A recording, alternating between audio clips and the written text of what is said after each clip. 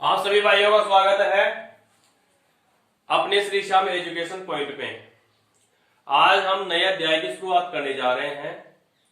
कक्षा 12 विषय हिंदी साहित्य, अध्याय संख्या 5 ऋतु वर्णन, ठीक है, जिसके कवि हैं सेनापति।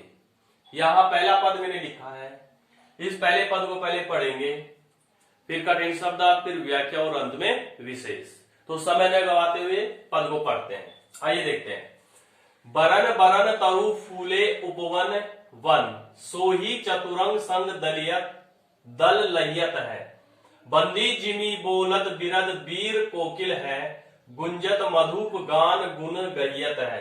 आवे आस पास पूपन की सुबास सोही, सोंधे की सुगंध मांझ सने साहियत है। शोभा को समाज सेनापति, सुख साज आवत बसंत ऋतु राज कहियत है। अब ये कवित है या स्वैया है, पहले वर्णों की गणना कर लेते हैं।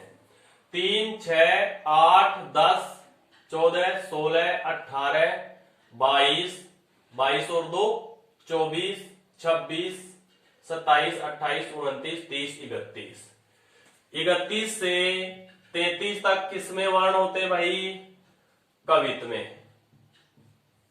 कवित वर्णिक छंद, वर्णों की गणना कर रहे हैं, न कि मात्राओं की गणना कर रहे हैं। तो ये कौन सा है? कवित छंद है, ठीक है भाई। भाषा है वो कौन सी हो जाएगी इसकी? वही ब्रज भाषा हो जाएगी। कौन सी भाषा है? ब्रज भाषा, ठीक है। अब कठिन शब्द आप देख लेते हैं। बरन बरन, बरन बरन का अर्थ हो जाएगा विभिन्न रंगों से युक्त या विभिन्न रंगों वाले। तरु, तरु का अर्थ हो जाएगा पेड़। अब देखिए बरन बरन आने से कौन सा अलंकार बन जाएगा? इसका भी हिसाब यही कर लेते हैं। पुनरुक्ति प्रकाश। फूले,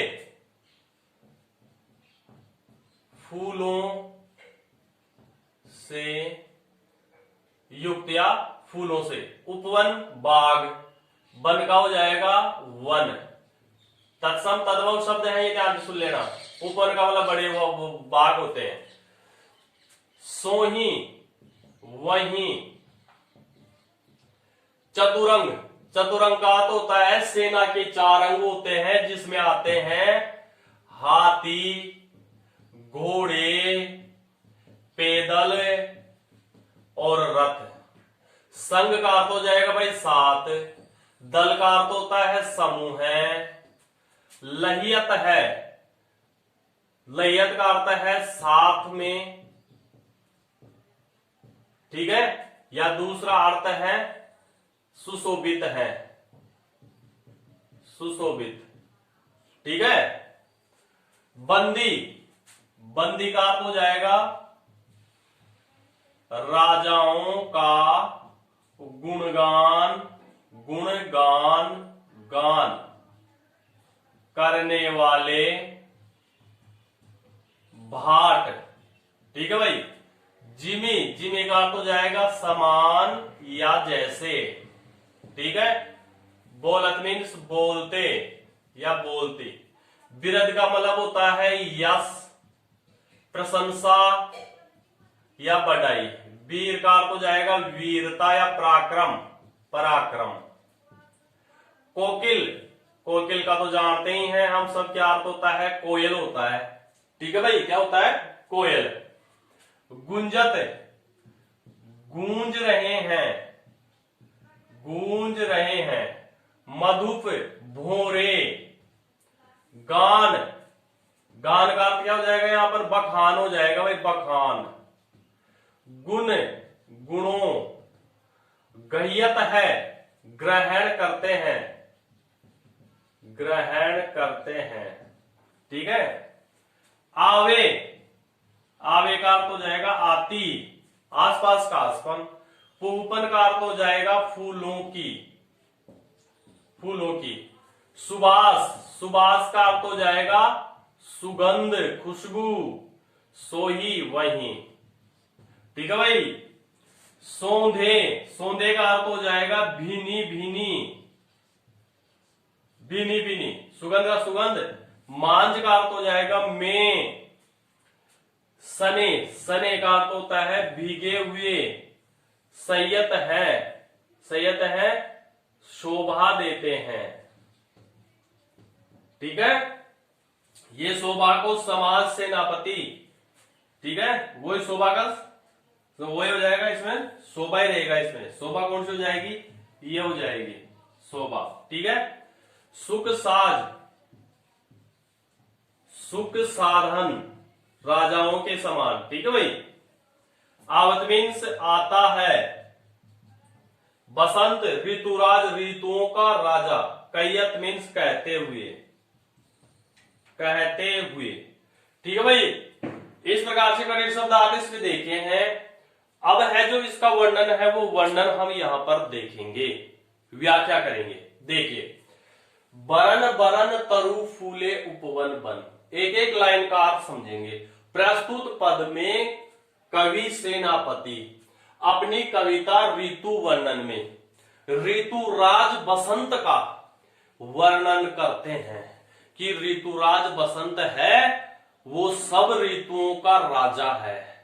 सब ऋतुओं में सर्वश्रेष्ठ ऋतु अगर किसी को कहा गया है तो वो बसंत ऋतु को कहा गया है। ठीक है, क्यों कहा गया है उसका ये पद है। और ऋतुराज बसंत जब आता है तो उसके साथ कौन कौन चल रहा है, उस ऋतुराज बसंत को एक राजा के समान यहां बताया है। किसके समान, राजा के समान। राजा के समान कैसे बताया है वो अभी इस पद में देखते हैं।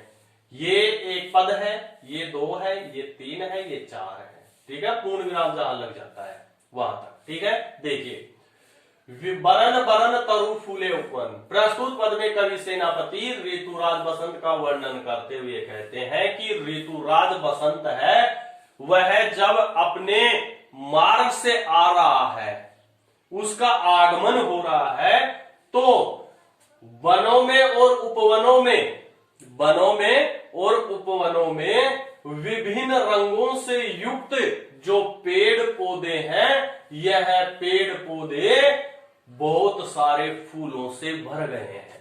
से भर गए हैं ऐसे ले लेना। किससे भर गए हैं, फूलों से भर गए हैं। यानी ऋतुराज बसंत है उसका आगमन हो रहा है। तो जैसे ही ऋतुराज बसंत का आगमन हो रहा है तो वन उपवन, बड़े बड़े उपवन बगीचे हैं, उन सभी में विभिन्न रंगों से युक्त अलग अलग प्रकार के रंगों वाले जो पेड़ पौधे हैं, उन सभी पेड़ पौधों पर क्या भर गए हैं, फूल भर गए हैं। यानी फूल आने प्रारंभ हो गए हैं। सोही चतुरंग संग दल लयत है। कैसे है, अब ऋतुराज बसंत है वह इन पेड़ पौधों के साथ मिलकर अपनी चतुरंगी सेना लेकर, अपनी चतुरंगी सेना लेकर, सेना के चारों अंगों को साथ लेकर जिस प्रकार से राजा महाराजा चलते थे और वो सुशोभित होते थे ना, उसी प्रकार से ऋतुराज बसंत है इन पेड़ पौधों को ही अपनी चतुरंगी सेना बनाकर, हाथी घोड़े पैदल और रथ बनाकर वह इन पेड़ों के समूह के साथ सुशोभित होते हुए चले आ रहे हैं। भाई समझ में आ गया। अब देखिए ये पहले दो लाइनों का, बंदी जिमी बोलत बिरद वीर कोकिल है। जिस प्रकार से राजा महाराजाओं के यश का गुणगान, जिस प्रकार राजा महाराजाओं के यश का गुणगान जिस प्रकार से भाट जाति के लोग किया करते थे, उसी प्रकार से ऋतुराज बसंत के गुणों का बखान, उनकी वीरता और पराक्रम का बखान कोयल है वह कोयल आगे आगे करती जा रही है। यानी जिस प्रकार से भाट जाति के लोग थे वह राजा महाराजाओं की प्रशंसा, उनकी वीरता की, पराक्रम की कहानियां सुनाया करते थे बोल बोल कर, वैसे ही ये कोयल है, ये कोयल क्या कर रही है, ऋतुराज बसंत जो महाराज है उसकी वीरता और उनके यश के जो गुण है उन गुणों को क्या करती है, अपनी मीठी मीठी वाणी में बोलकर आगे आगे चल रही है। किसके समान, भाट के समान। ठीक है, अब यहां पर देखिए जिमी समान जैसे आने के कारण यहां उपमा अलंकार बन जाएगा भाई। ठीक है, कौन सा बन जाएगा, उपमा अलंकार। ठीक, गुंजत मधुप गान गुण गयत है। फिर आगे कवि कहता है कि वन और बागों में जो भोरे हैं वह भोरे भी क्या कर रहे हैं, गुंजायमान हो रहे हैं, और ऋतुराज बसंत के गुणों का वह भी बखान कर रहे हैं। वह गुनगुनाते हैं ना भौरे, जब उड़ते हैं तब उनके मुंह से आवाज निकलती है, पंखों से आवाज निकलती है।